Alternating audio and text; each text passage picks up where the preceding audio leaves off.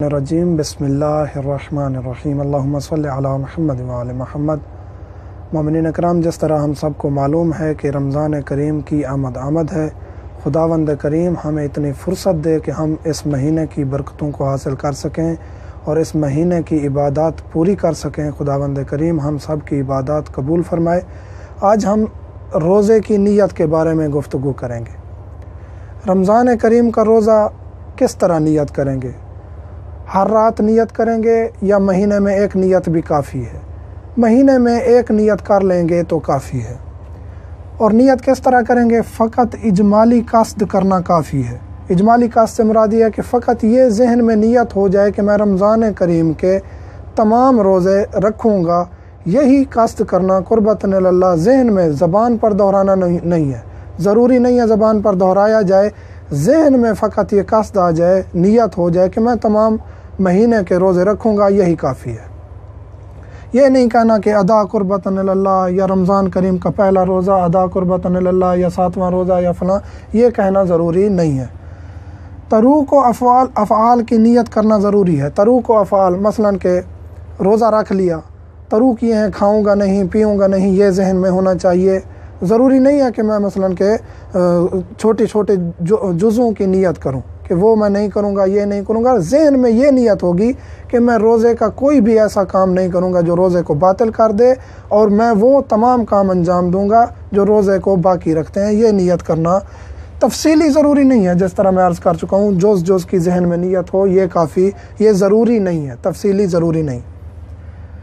रमज़ान में दूसरा रोज़ा रखना जायज़ नहीं है। जिस तरह रमज़ान शरीफ है और एक बंदा कहता है नहीं मैं रमज़ान में दूसरा रोज़ा रखना चाहता हूँ। मिसाल के तौर पर यह मुमकिन है, एक इंसान सफ़र पे गया हुआ है, सफ़र में रोज़ा माफ़ है, वो कहता है नहीं मैं सफ़र में ऐसी मन्नत मान लूँ कि मैं कोई और रोज़ा रख लूँ, ये जायज़ नहीं है। रमज़ान में कोई और रोज़ा नहीं रख सकता। वाजिब मुअय्यन रोज़े में फ़जर तक नियत करनी ज़रूरी है। वाजिब मुअय्यन जिस तरह रमज़ान करीम का रोज़ा है, या इसी तरह नज़र का मन्नत जिसको कहते हैं, वो रोज़ा है। इन रोज़ों की नियत हम कैसे करेंगे कि फ़जर से पहले पहले नियत करनी ज़रूरी है। और ये नियत जो ही फ़जर होगी उससे पहले पहले अगर हमारी नियत नहीं है, जानबूझकर हम लेट कर गए हैं, तो हमारा रोज़ा बातिल हो जाएगा। नियत करना, तहारत करना फ़जर से पहले ज़रूरी है। बाकी रोज़े जिस तरह हैं कि आप रमज़ान करीम की क़ज़ा कर रहे हैं, रमज़ान का रोज़ा है लेकिन क़ज़ा कर रहे हैं दूसरे दिनों में रमज़ान के अलावा, तो आप वो ज़िवाल तक उसकी नियत कर सकते हैं। मुस्तहब रोज़ा है, आप मगरिब तक उसकी नियत कर सकते हैं, लेकिन जो रमज़ान का रोज़ा है उसकी फ़जर से पहले नियत करना ज़रूरी है। महीने की नियत करना काफ़ी है, हर रोज़े की नियत करना ज़रूरी नहीं है। जिस तरह अर्ज़ कर चुका हूँ, महीने से पहले, रमज़ान करीम के शुरू होने से पहले आप फ़कत ये नियत कर लेंगे कि तमाम रमज़ान के रोज़ों को मैं अदा करूँगा, रोज़े रखूँगा कुर्बतन इल्लाह, ये काफ़ी है। फिर हर दिन ये दोहराना ज़रूरी नहीं है कि आज मैं फ़लाँ रोज़ा रख रहा हूँ या फ़लाँ रोज़ा रख रहा हूँ। फ़कत रोज़ा तोड़ने की नियत रोज़ा को तोड़ देती है। फ़कत यानी तमाम दिन रोज़े का फ़जर से लेकर मगरिब तक नियत का होना ज़रूरी है।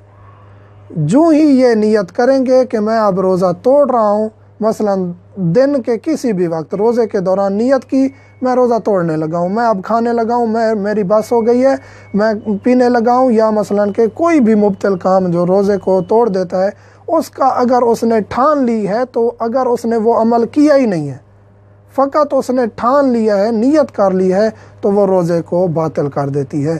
इसलिए हम रोज़े के दौरान ये भी हमारी नियत को डगमगाना नहीं चाहिए कि बस अब मैं रोज़ा तोड़ने लगा हूँ। ये नियत कर लेना भी रोज़े को बातिल कर देता है। खुदावंद करीम हमें तौफ़ीक़ अता फ़रमाए कि हम सही तरीके से अमाल अंजाम दे सकें।